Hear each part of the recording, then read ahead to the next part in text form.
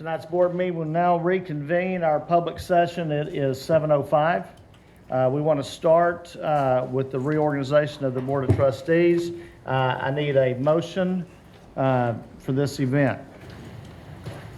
Mr. President, I move that the board elect Keith Lopez as president of the board. We have a motion. We have a second. All those in favor? 7-0. Also, Mr. President, I move that the board elect Angela Conrad as vice president of the board. Second. We have a motion and we have a second. All those in favor? 7-0. I move that the board elect Heath Rushing as secretary of the board. Second. We have a motion and a second. All those in favor? 7-0. All right. At this time, let's readjust our chairs. I think our names have already been moved on the outside.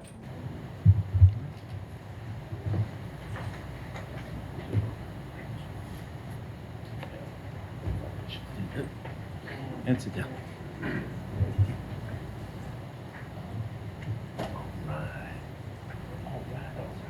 Oh, yeah. Oh, God, I'm between y'all. Sorry. Charles, how you doing?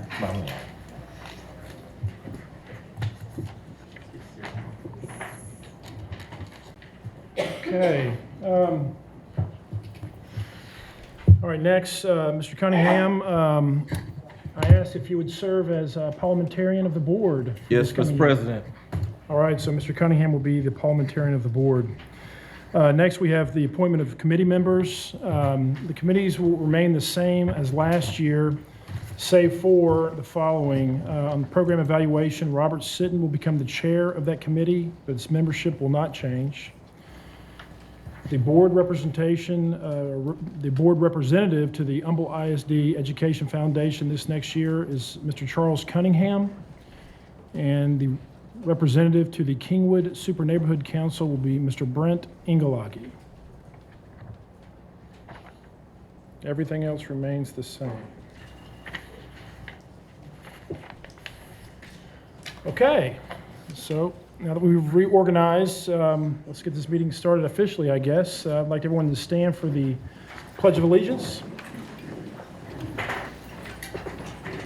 Mr. Cunningham, if you could lead us.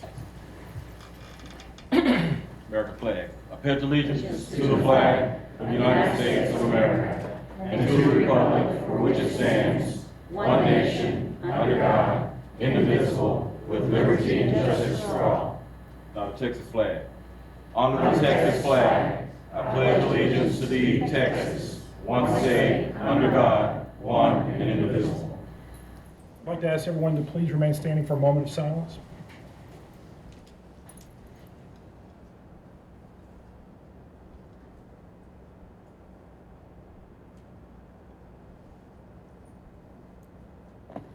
Thank you.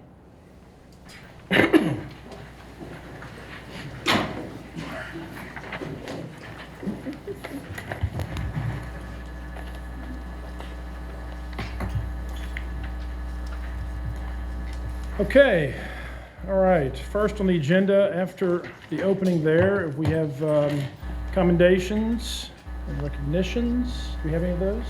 Dr. Fagan? We're going to begin tonight with our Inspiring Moments video. Oh, sorry. Yep, I forgot about that. Is that okay? All right. Yes.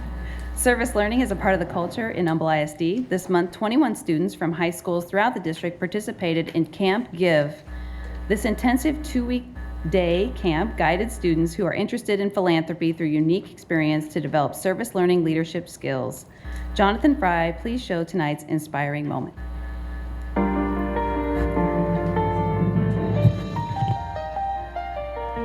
Humble ISD has always had a marked commitment to service learning, with the idea that when a student leaves Humble ISD, that they leave with more than just knowledge and skills, but they have the ability to use that knowledge and skills to make a significant impact in their world.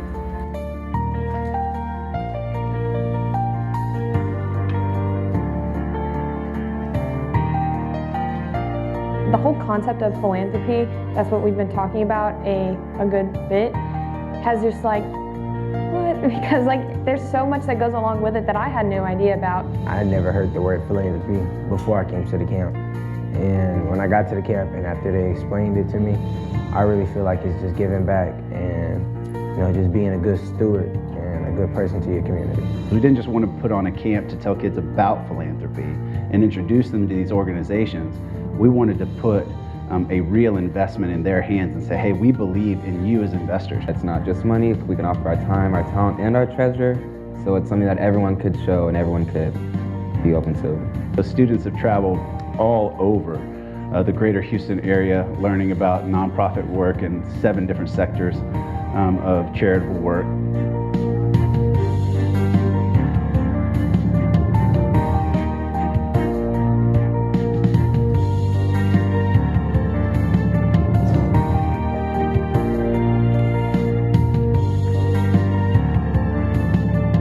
They've also had guest speakers from community foundations. They've had professionals speaking on how to look through a tax return for a nonprofit and evaluate its expenses versus its programs.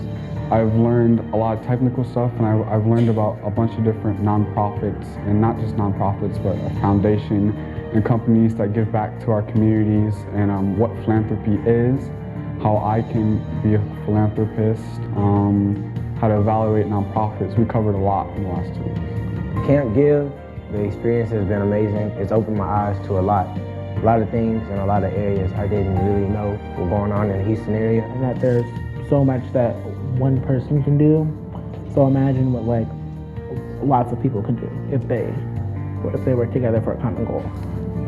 You know, you hear all about these needs, but then as you get introduced to these incredible organizations, the people serving there, I think the students kind of feel empowered to be part of a larger story of service. And that to me has been probably the thing that superseded their expectation the most. And they're already so far beyond where we hoped they would be as a world changer that now they get to become that lead change agent on their campus. I didn't want to be at this camp before I got here, but I'm telling you, the experience is life-changing, and you really enjoy what Mr. McWhorter and Ms. Williams have to offer. I want to say thank you to the people who allowed me to go on this camp. It was very inspiring for me personally. I feel I've learned a lot and I've gotten a lot out of it.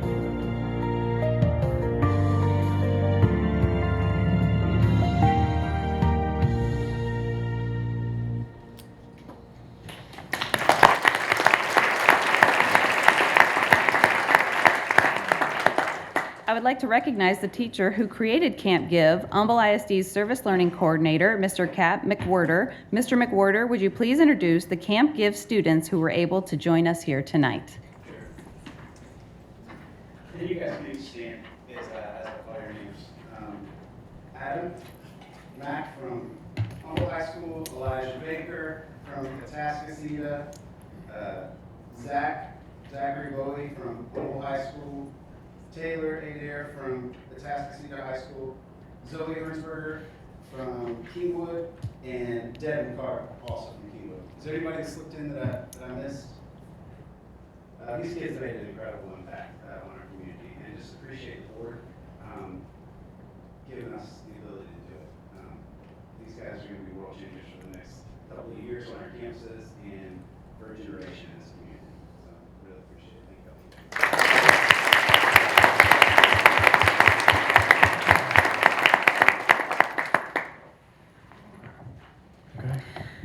Okay, we also have a commendation to present. I'm going to ask Humble ISD Police Chief Solomon Cook, Lieutenant James Hall, and Lieutenant Bobby Brown to come forward now.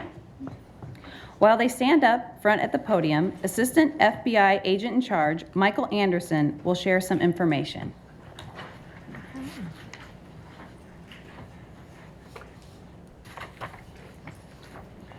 Superintendent Fagan, board members and guests, good evening. It's a privilege to be here tonight to recognize 3 outstanding law enforcement officers with the Humble ISD, Chief Solomon Cook, Lieutenant Bobby Brown, and Lieutenant James Hall, and present them with the FBI's Law Enforcement Executive Development Association's Trilogy Award. The Trilogy Award recognizes them for the completion of 3 very rigorous courses: the Supervisor Leadership Institute, the Command Leadership Institute, and the Executive Leadership Institute. The mission of the FBI's Law Enforcement Executive Development Association is to promote the art and science of law enforcement leadership and management through training, technology acquisition, as well as networking with law enforcement officers from around the country. And these officers are distinguished graduates of this program in those rigorous courses. And what these courses do is they teach cutting-edge practices, technology, and techniques for law enforcement officers to bring back to their departments as well as the communities they serve for the advancement of both of those. The Board of Education, the Humble ISD Police Department, and the citizens should be very proud of these officers and this accomplishment. And now I'd like to present them with their awards.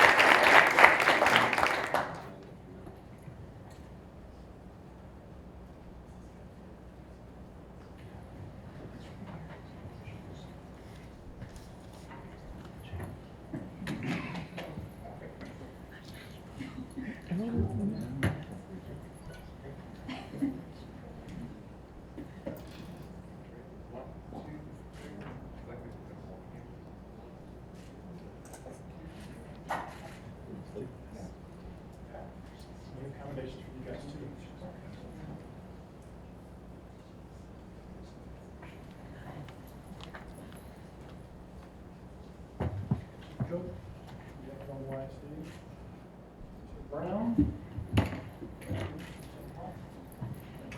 Thanks again, guys.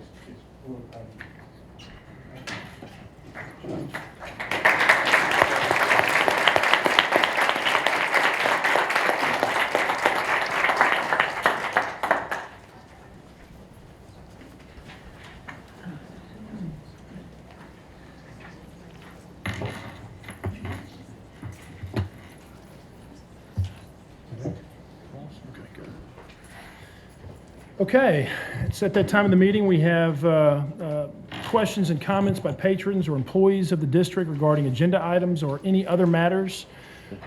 Just so everyone knows, we can only comment as a board on matters that are on the agenda under the Texas Open Meetings Act law. So if someone brings something up that's not on the agenda, which I'm not sure, I don't think there's a problem tonight, then the board will not be able to comment on it. That being said, our speakers tonight, Courtney Ava and Mia Hoyt.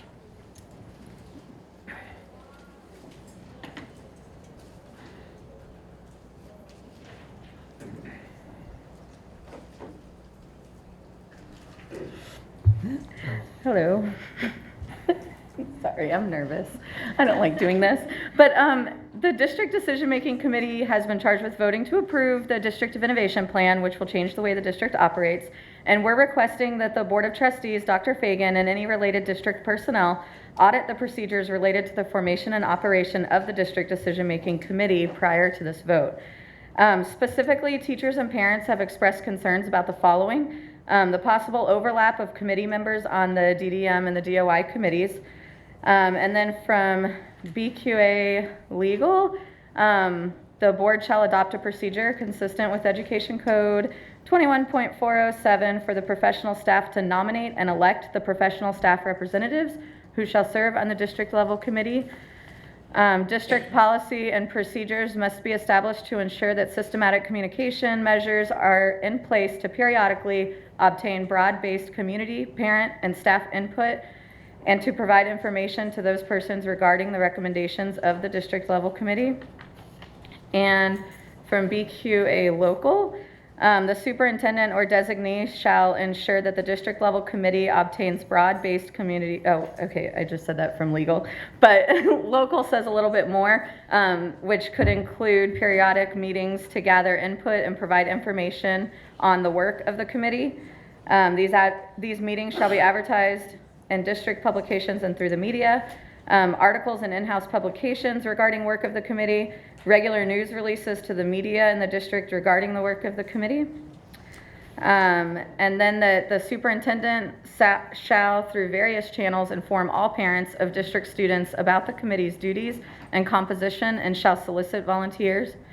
The superintendent shall use several methods of communication to ensure that community residents are informed of the committee and are provided the opportunity to participate and shall solicit volunteers. And the superintendent shall use several methods to communicate to ensure that area businesses are informed of the committee and provided the opportunity to participate and shall solicit volunteers. And then that representatives shall serve staggered 2-year terms and shall be limited to 2 consecutive terms on the committee. We're not necessarily saying that any of that hasn't happened.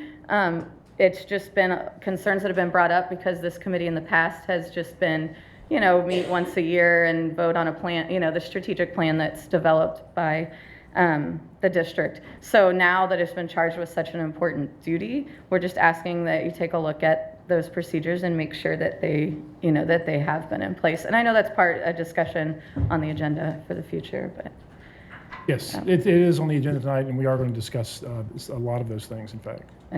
But I didn't want you to take this as an accusation that anybody's doing anything wrong. Oh, no, it's no, just, that it is an issue that we'd like to have addressed. Yes, we're going to discuss it tonight and flesh some things out regarding the committee. Absolutely.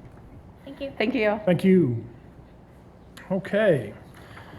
Now we turn to comments by individual board members, and I'll start to my right, Ms. Morrison. Am I ready? Oh, thank you. Well, I'm going to keep it short. I want to say welcome, Dr. Fagan. It's good to see you in that chair. I'm looking forward to the future and glad that things are moving and also getting ready for the start of school. Thank you, Ms. Morrison. Mr. Anglagi? Yeah, thank you so much, Mr. President.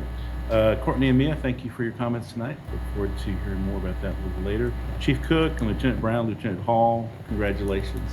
You guys are awesome. We appreciate what you've done. Robert Sitton is probably one of the best presidents I've ever served with. I've served with a bunch of them. Half that wall I've served with over there. And you did an awesome, awesome job this past year. So thank you very much for that. Make a reality TV show out of your last year, though.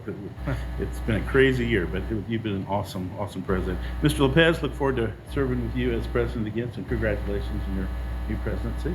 And Luke Lopez, I see him out there with a new haircut. You're looking very sharp tonight, so it's good to see you. And Dr. Fagan, last but not least, I have to tell you, I have voted. How many times do we vote? A bunch. Probably in 8 years, I voted 1,000 times. And I have never been more proud to vote than I was to vote you as superintendent. I'm so proud to have had a chance to do that. I'm so proud you're in our community. You are the right person at the right time for us. So, welcome. President? Mr. Sitton? Well, thank you, Mr. Anglagi. Thank you for the kind words as well.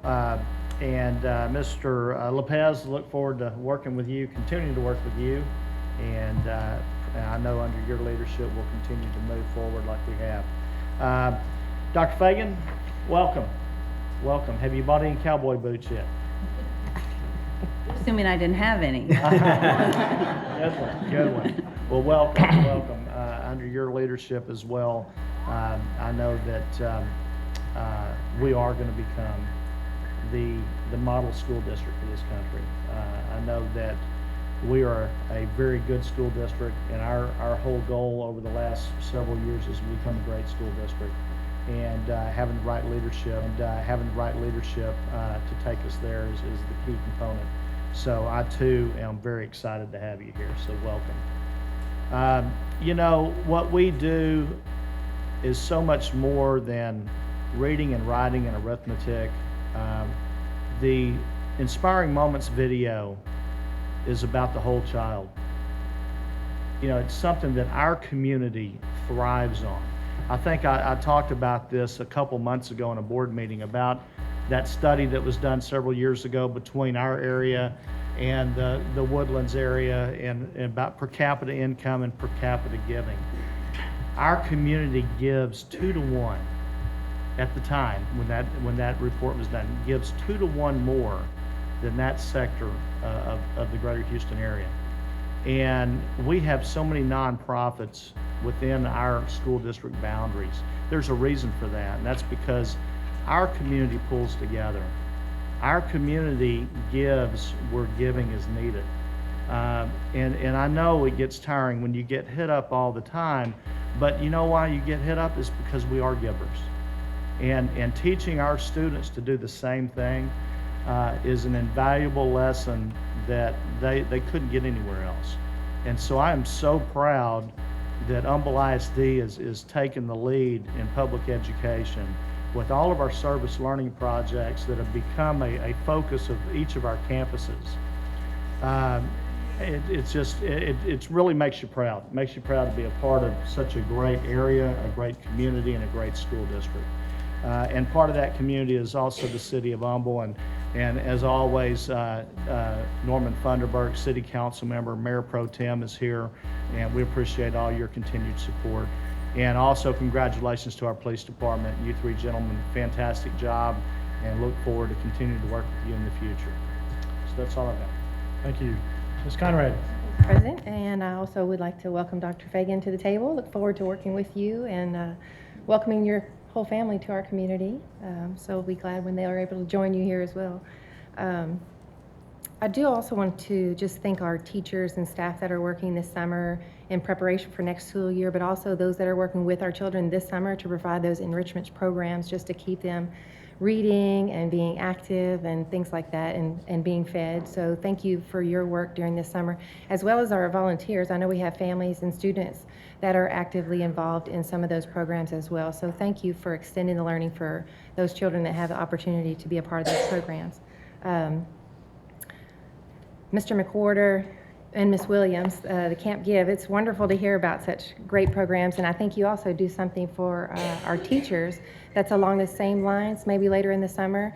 I can't imagine what it would be like to know even about philanthropy if in the early high school. I had no idea what that was when I was in high school, so to give them that advantage and have them to be active in our community and working with our students and helping them to be aware of all the services that are in our community is just wonderful, and it just gives you an idea of the depth of the talent of this Leadership Lake Houston class of this year. Those people this year were just amazing. Mr. McWhorter and myself were in that class, just saying. Also, the Trilogy Award, that's pretty outstanding. We appreciate your commitment and dedication to such rigorous programs and to the safety of our students, Lieutenant Brown, Lieutenant Hall, and Chief Cook. So thank you and congratulations. And then one last thing I wanted to share was that I recently completed my Leadership TASB program. And so I'm now a Leadership TASB graduate. I'd also encourage you at one point or another, if your calendar allows, more than just the visiting of different school districts and learning from their staff and their boards. The relationships that I've built with other board members across the state, it's been invaluable, not just in this year's leadership class, but in previous leadership classes. Fortunately or unfortunately for me, our team presented so well that we have to also present at the convention. So if you're interested in learning about retention, attracting, retaining the next generation of teachers, you're welcome to join us at the convention in October. But so I think maybe Nancy applied. Hopefully we'll have another person that's part of the Leadership TASB program this year. But it's been great. Thanks for all letting me share every time. And that's all I have. Great. That's great. Mr. Cunningham. Thank you, Mr. President. First, I see the Mayor Pro Tem is here. I want to say hello to you. Before you leave, I need to see you because I have a city issue. So, hate to put you on the spot like that. I hope everyone's having a great summer. I want to also thank Mr. Sitton for your leadership. The year that you had, we knew how this year was going to be and what was ahead of us, and you navigated the waters very well. And so I wanted to tip my hat to you. Thank you, sir, and really all the board. But we always have to have somebody that's at the helm guiding the ship. So thank you for your leadership for this year. To Dr. Fagan, want to first of all just let you know that I am excited. I'm really happy about the past, where this district has come from, but I'm excited about the future. I know that we're going to be in the business of educating the whole child. As you know, we are the best school district in Texas. I had to say that one time. But with you and this board, I know that we're going to be a great school district in the nation. So I look forward to that. The other thing I wanted to say, Robert, too, I just wanted to point this out. Throughout that whole year, at one time, you was not concerned about just a single student, but all 40,000 that we have. And that's really kind of hard to do. And I tell you, I appreciate that you was just about almost in every school doing what you had to do to see about education. So once again, my hat off to you. Chief Cook, to your staff, congratulations, job well done. Keep up the good work. And to everybody, I hope everybody's having a great summer. Looking forward to seeing how the school year will turn out here. Looking forward. Mr. President. Thank you, Mr. Cunningham. Mr. Rushing. Yes, sir. Thank you for the floor. Just a couple comments about the video. It was a real honor for me to be a part of an organization that got asked to be a part of that Camp Give, and the time that some of my staff members got to spend with that group was just irreplaceable for them. And so we think that the kids got value out of that, but the staff that were involved in that got tremendous value out of it as well. And to be a part of that, and just to give you an example, what they got to see at Memorial Hermann Northeast was a program that's in collaboration with the Northeast Hospital Foundation that provides screening mammograms for women that could not otherwise afford them on their own. And so the foundation helps raise money throughout the year to be able to provide for these mammogram screening services. And so that is a large part about what this group learned about and helping meet that need specifically that exists in our community specific to the Lake Houston and Humboldt area. So just a real joy to be a small part of that program this summer, and look forward to future involvements there. Chief Cook, just to echo to your team, the congratulations, Robert. What are you going to do with yourself? I mean, this is, you sort of got used to being everything to everyone over this past year, right? So, good luck. All right, there you go. So, welcome back to the family then. And Dr. Fagan, I guess now 7 months ago, we started this process of succession. Well, the process started well before that, but the true kind of selection process, if you will. And I personally cannot be happier with the way that it turned out. Through the last 7 months, not one time has my support of the process and the selection, and you specifically, ever wavered. And it won't. And so not only do you have the support of this board that you've heard this evening, but I promise you have the support of this community as well. So don't question that ever for 1 second. So welcome to the team. Thank you, Mr. Rushing. I just have a few comments. First, I'd like to thank Mr. Sitton for his service last year. I've been lucky enough to serve under, excluding my photo, all but 4 of those folks' photos up there. And Mr. Sitton, the job you did this year is equal to, if not better than any of those folks.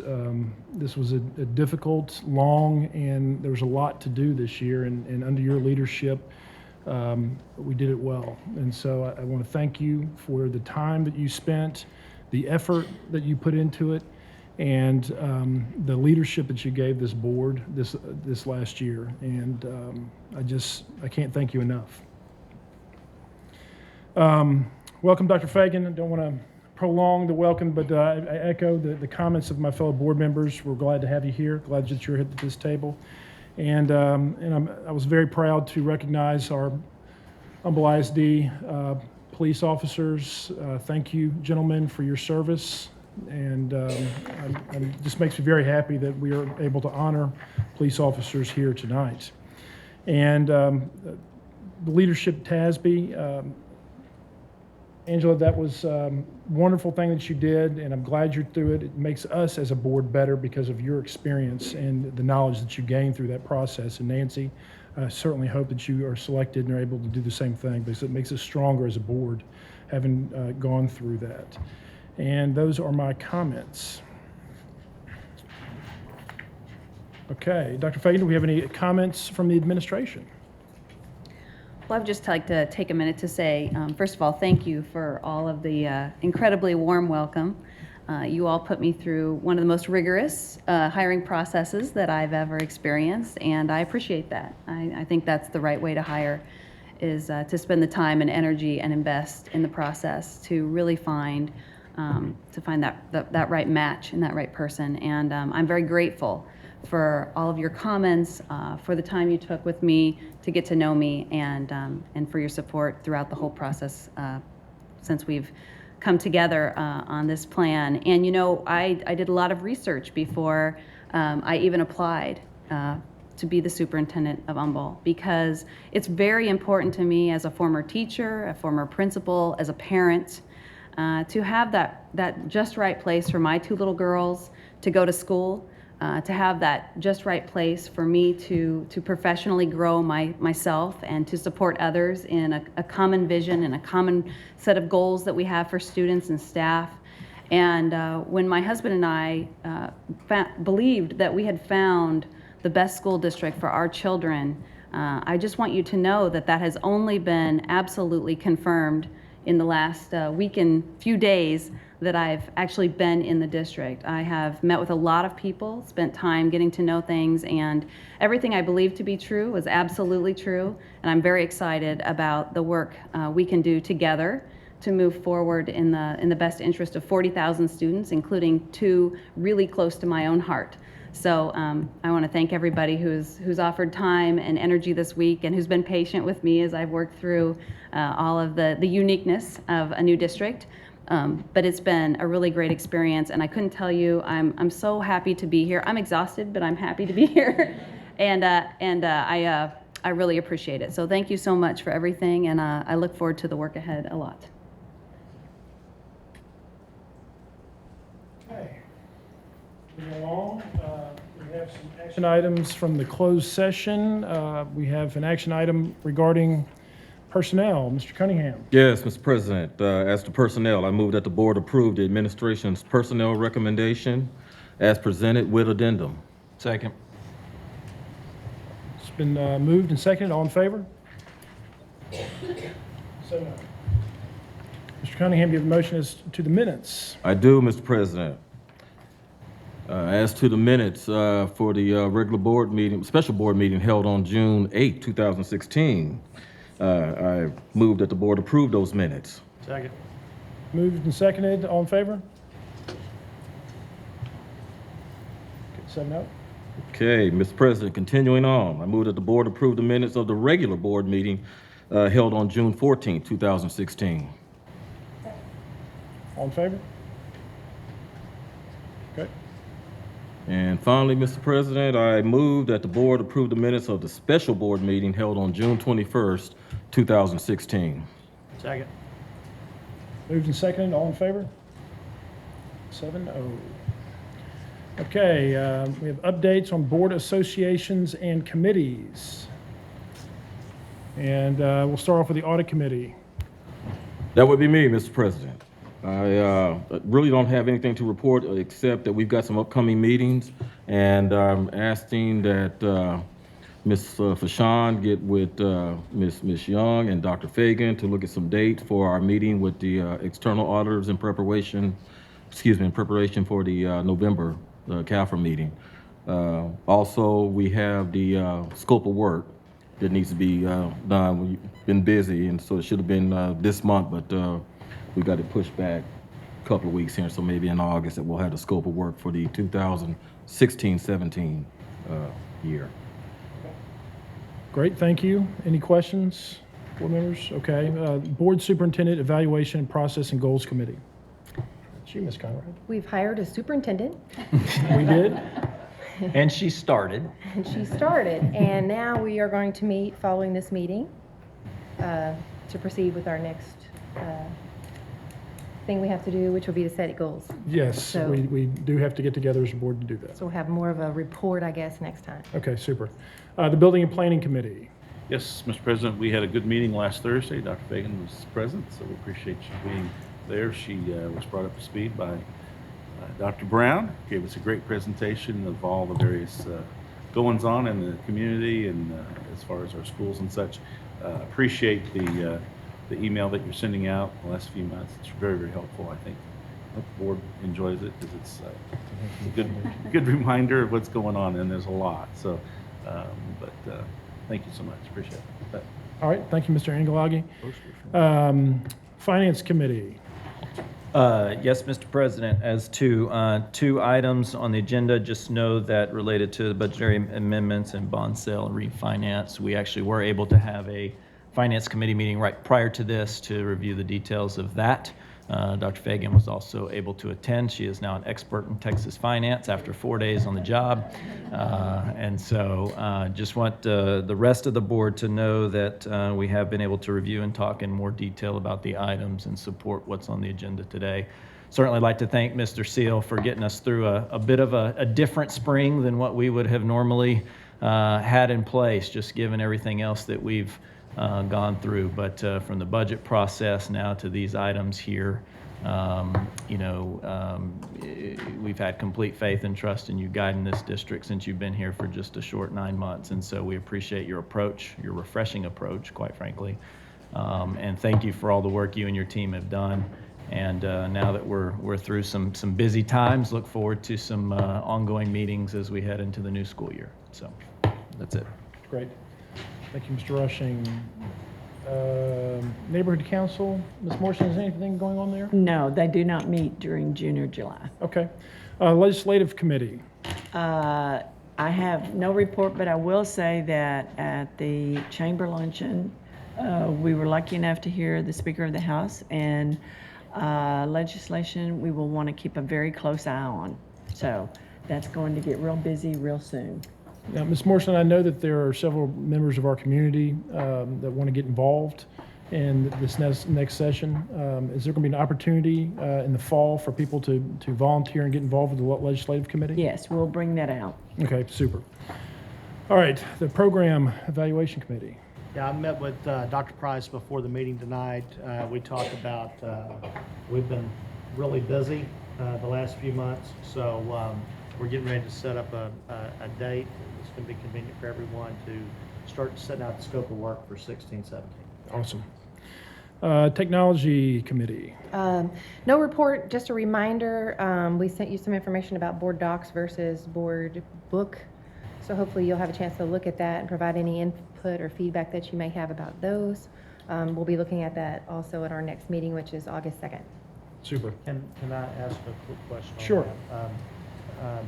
I would like that as a discussion item because I didn't really understand. It looked like there was a vast price difference between the two, and which one, I mean, why they justified the price over the other one, Okay. and what are the different aspects of the program, and if they're like-minded, then I don't want to just look at what's cheap, but if they're like-minded, then we're saving money in this.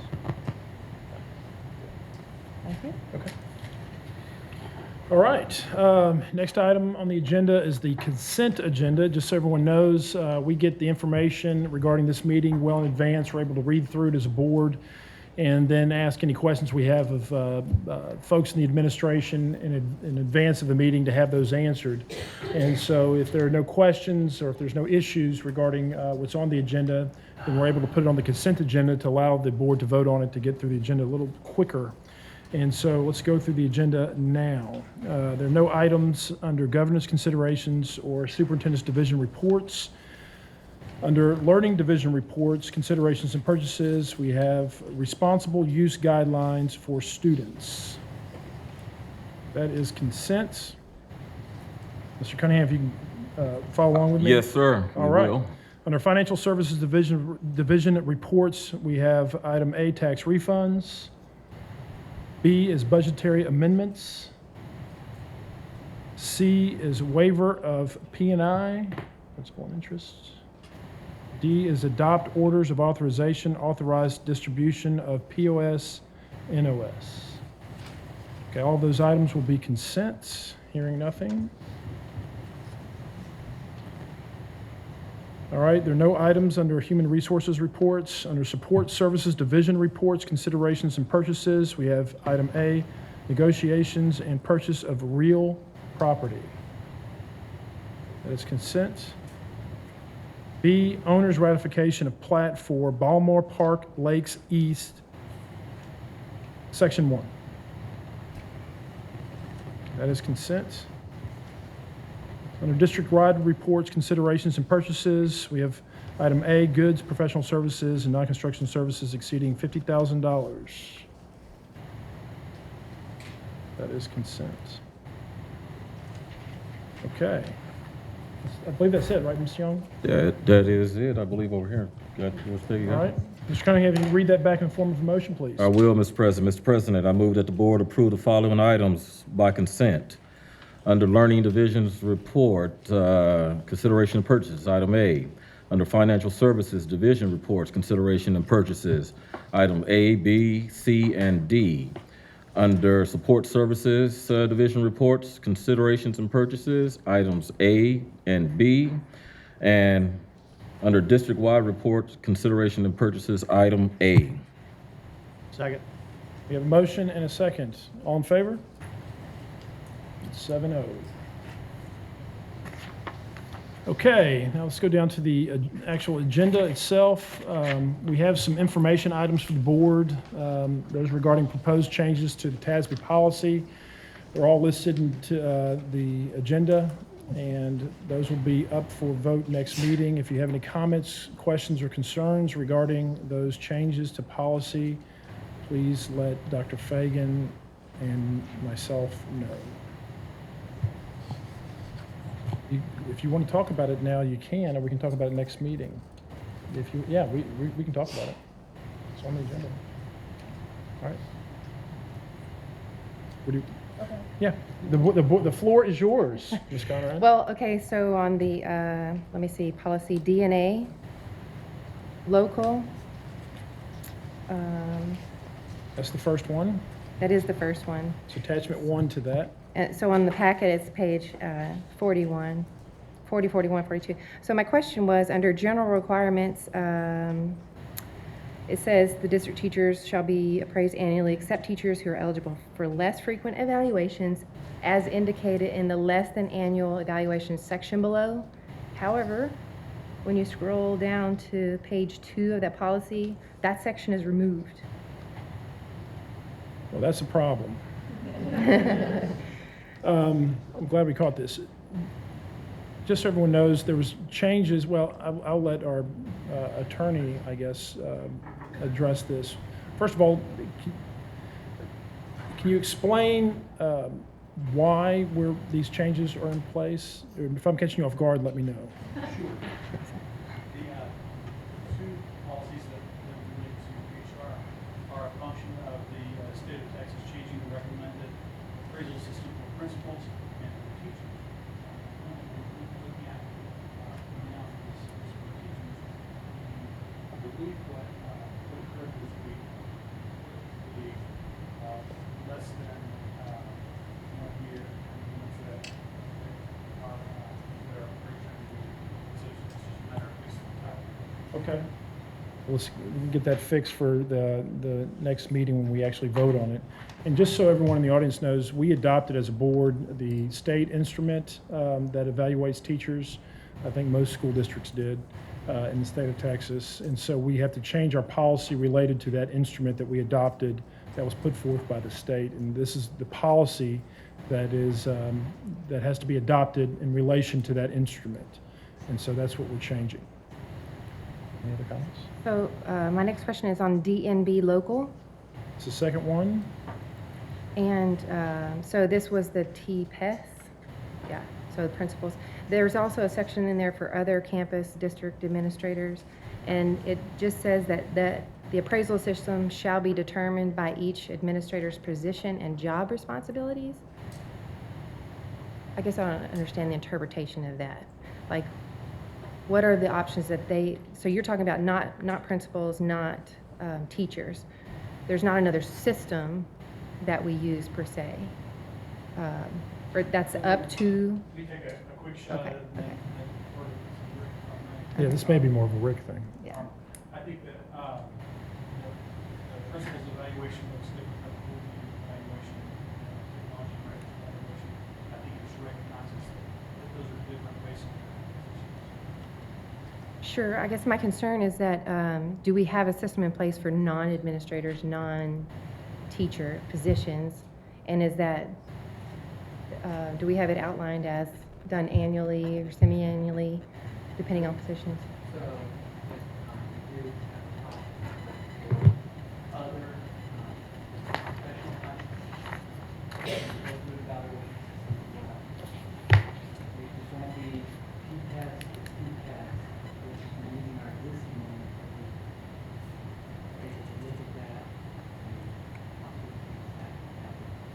Okay, so is that also done and tracked in Eduphoria with all the other, okay.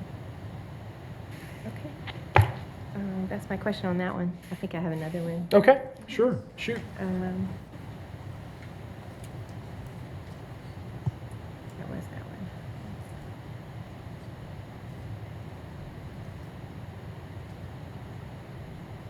Okay.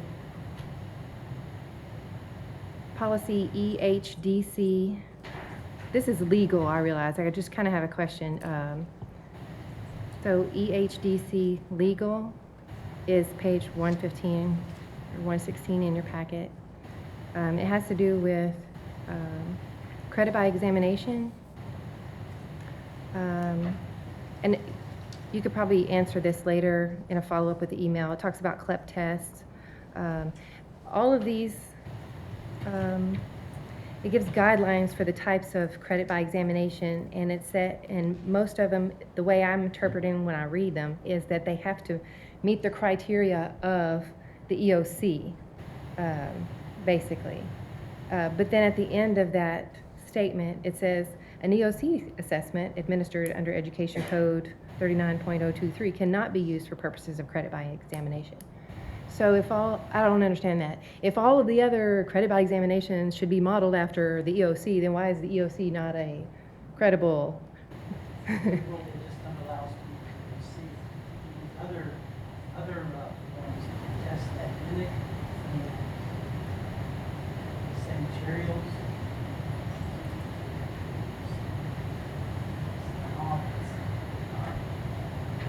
Share.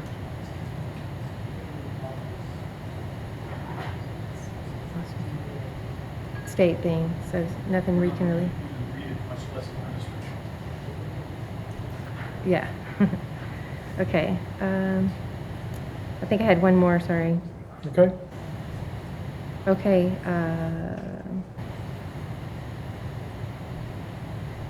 Oh. That actually was on the responsible use guidelines. Can I have a question on that or no? Yes. Because we already voted on it. If it's on the agenda, you can ask about it. Okay. Well, it's just an informational question really for me too, because we are adding into the language. I thought it was already part of our policy, but it's a responsibility of all staff members to educate students about appropriate online behavior, blah, blah, blah. My question is, how are we meeting that requirement? Learning working on sets of lessons that will be integrated into the curriculum and at each grade level.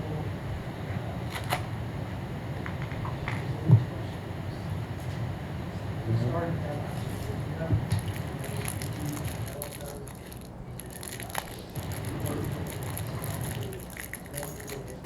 Seamless as possible and not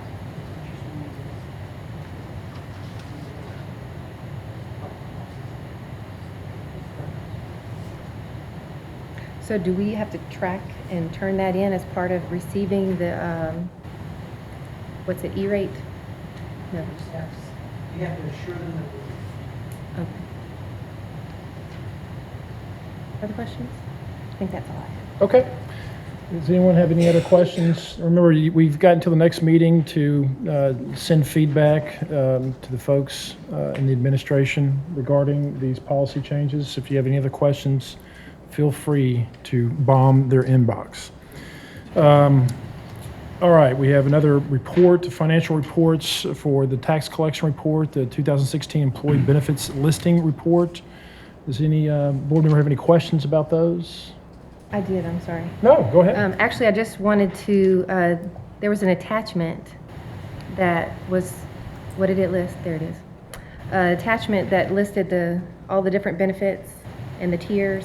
I just wondered if we could have like one more column that has the current enrollment for each of those. You can, or you want to know our enrollment next year, or you want to know our enrollment last year? I would say last year would be, just to see where, I know sometimes in the budget hearings, y'all mention most of the employees are on this level, or most of the employees are on this level. Be helpful to have it just all in that one document. In fact, I believe I could pull one off the shelf and help it. That's a lot. We'll just have to run a report. It's not a big challenge. We'll run a report for basically how many premiums we're remitting to the different vendors for those other policies. So it may be in his office trying to get the next payroll run. But if not, I'll speak to him about that. We'll get it to you. Thank you. Mr. Sitton. Yeah, quick question. Mr. Sill, on the telehealth, we're now covering everyone, is that correct? Everyone in the district is on every employee in the district that qualifies for health insurance. Now, this takes it, that Right. qualifies for health insurance. That standard is either on the state Commandant or outreach to our plan. So not only is everyone covered, but everyone is covered without having to pay a copay. Perfect. Perfect. That's Perfect. great. That's great. Any other questions regarding the financial services reports? Okay. I think that moves us down to a discussion item that I had added to this agenda. Ms. Young, correct me if I'm wrong, I think that's the only thing left we have? All right. I had added to the agenda discussion item, and I think the speakers tonight touched on it, regarding the District Advisory Committee. It's also called the District Decision-Making Committee because the policy regarding the District Advisory Committee, that's what we call it, but legislatively it's called the District Advisory Committee. And I just wanted us to talk about it as a board. We've got the lists, and I will have Ms. Atwood circulate the list of the members of this committee so everyone can see it. And we've got the policies also ask her to circulate the policies on this. But just to give you some background and some history regarding this committee, I was on this committee 13 years ago, I think.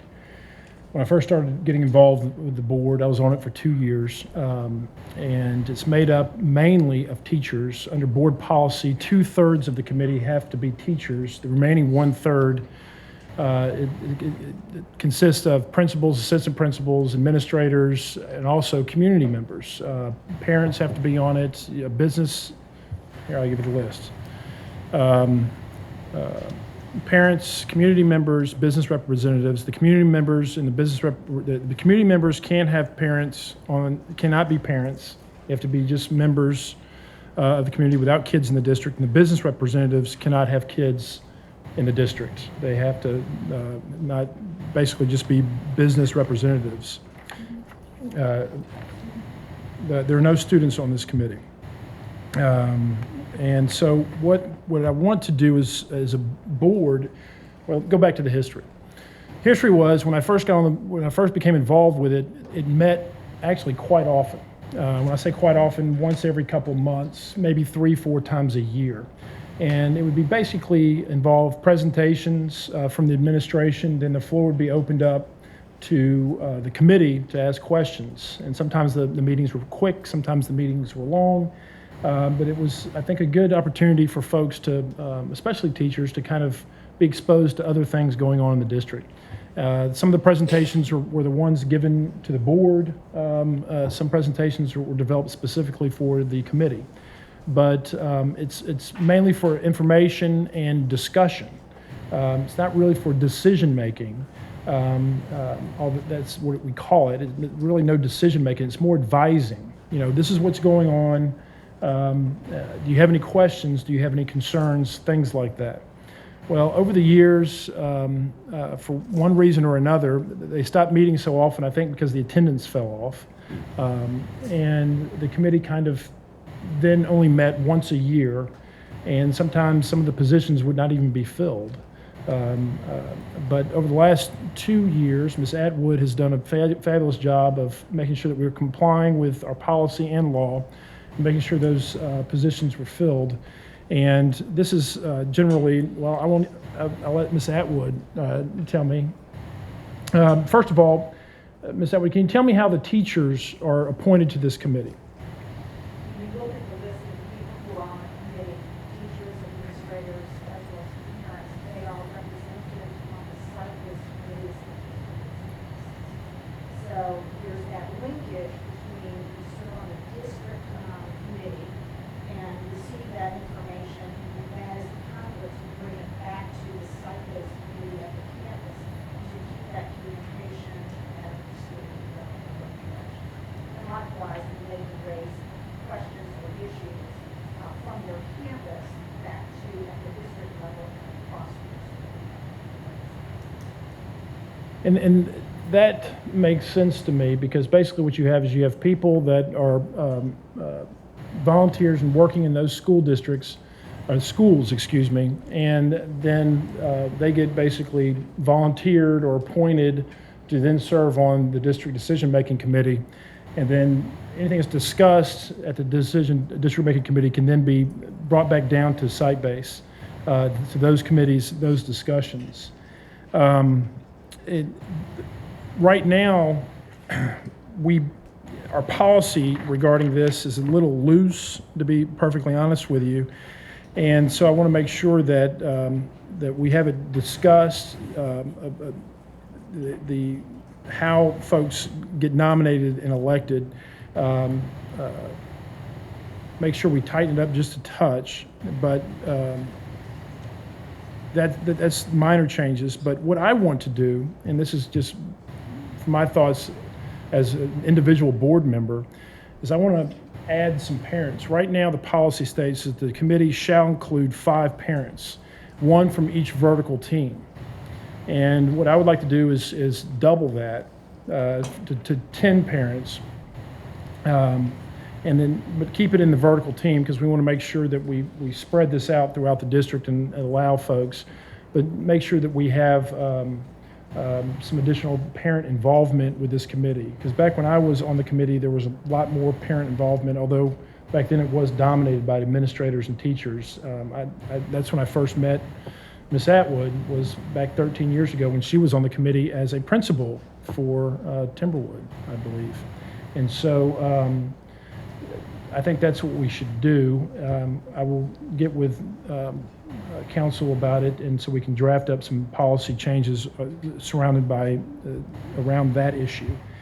Now, I also want to make sure that this committee meets more than right now. The last couple of years they've met once a year. I think it's important that we use this committee, because I think it's important to get feedback from our teachers and our community members. And so, Ms. Atwood, how many times a year do you think would be reasonable to do this and have adequate participation? I would say somewhere between 3 to 4 times. We certainly be doable, and of course, you can always get more. There were critical needs for other items. Okay. And I think that's reasonable, and we may even want to write that in the policy to have at least so many meetings, 3 meetings, for example, a year. Does anyone have any comments or thoughts on this? Mr. Cunningham, I know you've served on the DAC years ago. Both that and the site base, and I guess my question, Mr. President, really kind of twofold. What's going on with the site base committee? Since we found out, since the district committee hasn't been meeting regularly, has the site base committee been meeting? And if so, do we have too many committees? I mean, do we need the site-based, or do we just need to, I mean, I'm just asking a question. That's a fair question. And so, and in addition to that, how can we ensure that all the verticals are going to be properly filled when we know some of the challenges that we have with some of the verticals? Well, I think, Just asking. I think regarding the verticals, first of all, I think it's important to make sure we have representation throughout the district. So I think it's important that you keep open positions for each vertical team, A. But B, and we can't flood it with parents either, because you have a 2/3 requirement, Right. teachers to non-teachers. I think that's important too, because the decisions we make at this board, they ultimately affect the classroom the most.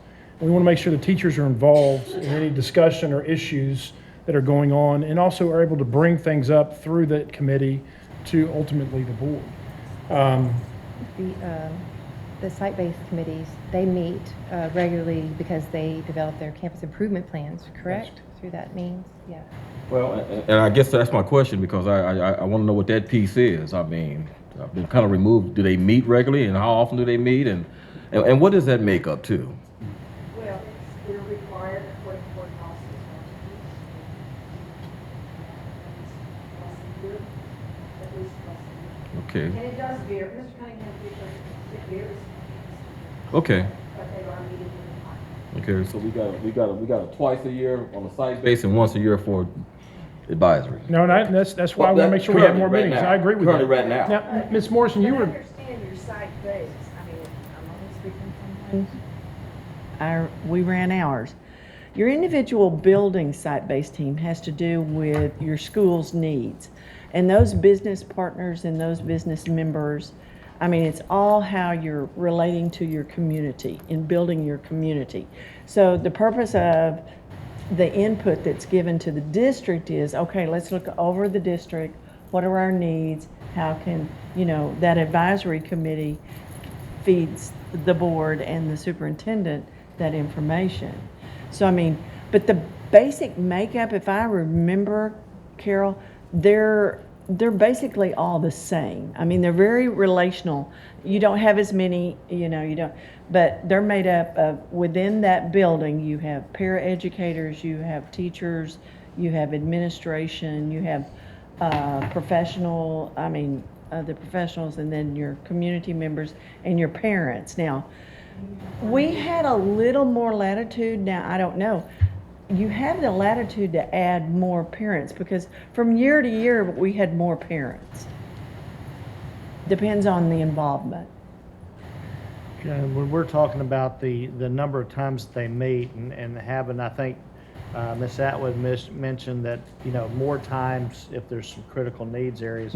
I think it was about 3 years ago, I sat in on Atascocita High School's site-based meetings for a few months. And you remember that was Bill Daniels' second year. His first year was getting his feet on the ground and kind of wrapping his arms around the school and so forth. And year two, their site-based committee met almost monthly. And that was because they were really implementing a lot of changes, but based on feedback from the community, feedback from the staff and so forth. And I'm not sure how often they meet now, but I would say it's probably not monthly because a lot of that stuff they talked about 3 years ago has been implemented. But that's the latitude you have.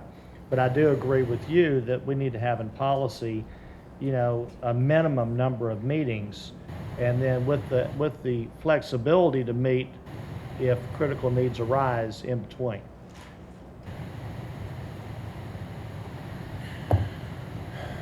I would argue that just a number of meetings isn't going to be valuable just to meet a requirement. I mean, what is the intention of the type of work we want this committee to help us accomplish? I mean, just to meet 3 times for the sake of meeting, I wouldn't necessarily agree with and support.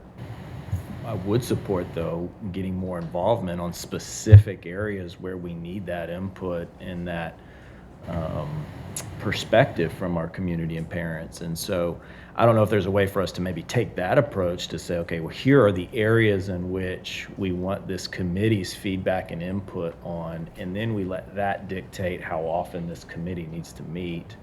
rather than just approach it from the standpoint of they need to meet 3 times. Well, and do what? Well, but if you think about the policy and why the committee was put together to begin with, it was an exchange of information. There are going to be some critical needs where feedback is absolutely necessary.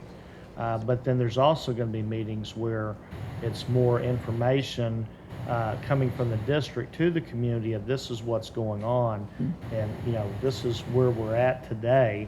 And that's why I say, instead of just saying we're going to do that once a year, having at least 3 times a year where you're actually communicating information to the public in a meeting format like that. And then if there's critical needs, that's added to the agenda in advance, for that feedback. I think it's kind of like the meetings that we have. I mean, sometimes we have board meetings where we have nothing, except for the pro forma stuff on the agenda. Sometimes we have important stuff on the agenda. And so we need to know that this committee, and these are folks that, teachers that don't want to be there after hours and principals. And so we don't want to bog them down to a once a month thing, but we do need them meeting more often than not when we do have something that I think is important to get some feedback on. Well, it's very important to have an agenda and specific needs that you're discussing. So, I mean, that agenda makes that meeting. And then also it's very important to get that district information back to the building and to your community members. And that's one way that you can filter it through. And of course, all your planning. Yep, and again, back, we sometimes we had meetings where it was just a presentation. This is what's going on now. Exactly. And it was interesting stuff, but nobody really discussed anything. We just were fed information, stuff that we didn't know about, or you learned. I mean, I learned so much about how this district ran during that process that it was really helpful to me as a community member at the time. And anybody can attend these meetings too. Anybody can attend, and they should be published. Yes. They should be published, and any parent can attend them. Which I think is a very valuable thing, because come budget time and come campus planning time, I mean, all through the year now, because you're doing that all year long, it is a great opportunity for your parents to understand how our budget works and how a lot of things work. Well, it ties into one of our pillars, right, that we've established through the Studer Group in terms of that engagement with the community. We could double it from 5 to 10. I mean, I don't know how much 10 really gets more engagement, but if there's a way to get other people coming to these meetings, then I mean, certainly that's needs to be the goal. Well, when we would have the meetings in the past, you would have, let's say, 2/3 of the actual members show up, and then you would have 10 or 15 just members of the public show up, and it was just, no one knew who was a member in the audience, so people would just ask questions, and it was facilitated by someone from the administration. The questions were answered, or let me follow up and get back to you on that, and then you'd go and make sure you had that person's email. So a lot of people participated, but when it came to voting on things, only members of the committee voted. Members of the That's right. committee. And so decisions had to be made. So what we'll do is we'll work on some policy languages around those issues, and I'm going to circulate this as well and make sure this gets to the rest of the board. If you guys see something or want to suggest something that we could change in the policy, I think that that would be helpful, and then we can discuss it next meeting and then vote on it the meeting after regarding that. Quick question. Dr. Fagan, have your experience with something like this in the past? I think you had something like this. You came from. Do you have thoughts on this? Many states across the country require building level committees as well as district level committees, and it does work well when the communication flows between the two, so that if you do have people on the building level committee serving on the district level committee, it really does provide greater communication throughout the entire district and consistency. And in large districts, that can be a challenge sometimes. So the individual, in my experience, individual building principals utilize them differently. according to the needs of their building, what they're going through at the time, if they're working on something. And that flexibility, I think, is a positive thing.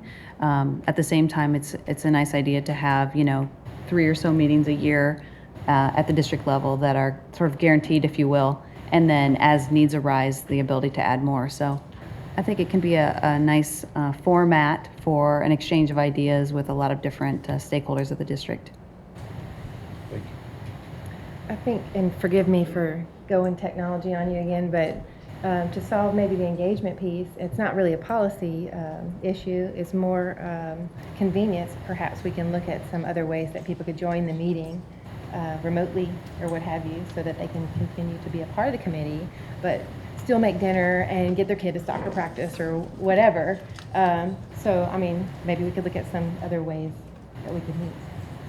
Sure, I think that's great. We can, we've got cameras at this meeting. I'm sure we're gonna have cameras at the district advisory meetings.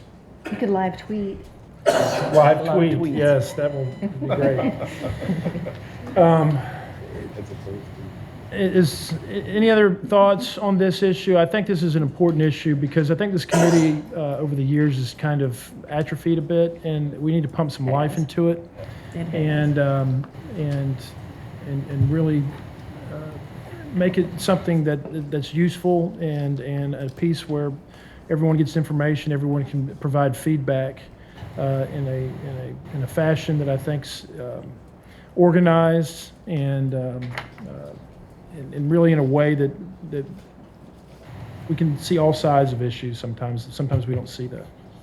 I think you and Mr. Rushing both hit the nail on the head. It's all about the leadership too. It doesn't have the leadership, it doesn't have a focus, it's just going to die. Mm-hmm. So we have to find the right way to make sure we keep that focus. Well, it's true. I mean, but like anything before, I mean, this room would be packed with people when I first started going. And then when I got on the board, I just poked my head in on one. There was maybe 10 people there, and so kind of just people quit showing up after a while. But I think if we keep the blood in it, new blood in it, flowing, and we can, I think we can keep it going because it should happen. Yes, sir. Just the one question. So we will get a copy with suggested changes to the Ms. policy. Atwood's going to do me a favor. Okay. And she's going to send around the policy, and it's really short policies. We've got 2 on it, and she's going to send you around also the membership for the 2015-16 year. And Ms. Atwood, when do we have the turnover on the committee? In the fall of each year, we reorganize. Once this is determined, their site-based fees through September, October. The district. Generally, first meetings. What would be our deadline regarding policy changes that we would have to meet to make sure that you had the policy in place to make sure we add those new committee members and additional parents? Additional parents, if we would bring forward revision next month, we'll review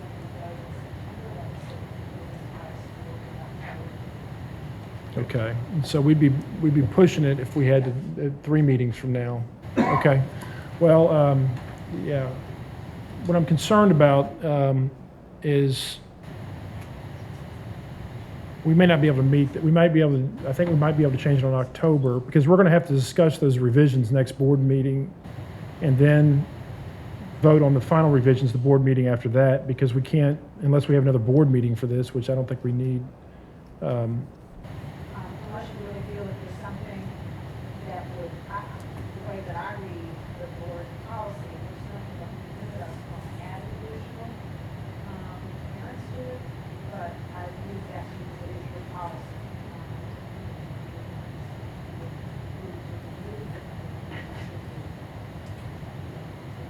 Okay. It shall include 5. The problem is you've got to make sure you maintain that 2/3. So wherever you end up. Yeah. Well, let me let me work on these policy changes and just see how many there are. If there's too many, then we're just going to have to put it on the next agenda. Then we'll have a discussion item wrapped around it, and then vote on the agenda after that. If there's not many, I think we can digest it at one meeting. We can do that. Let me just look at it and see. So, all right. Is there?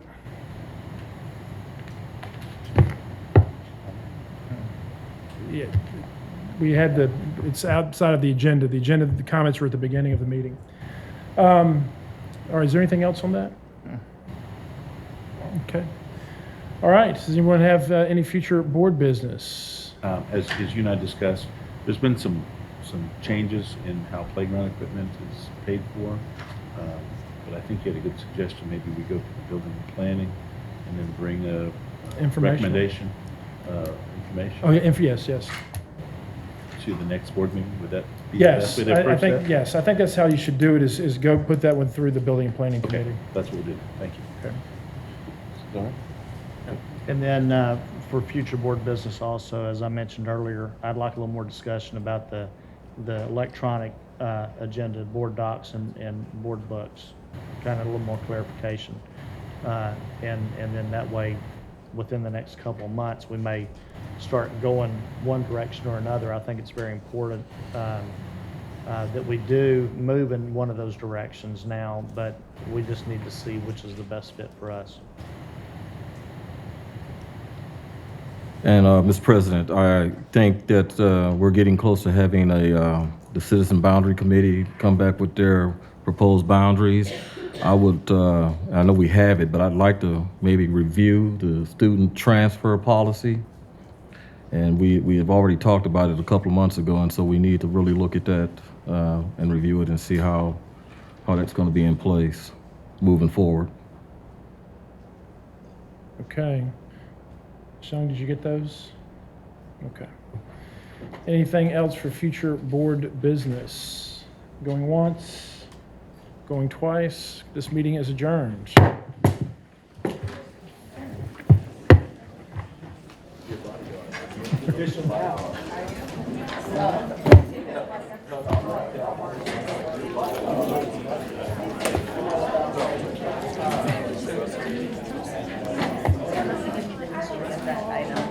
Which one? District Advisory Committee? Yeah. Oh, yeah. Well,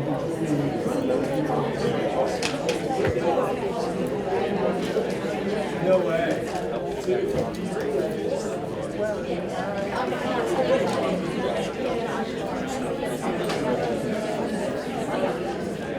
What's up, amiga? How are you?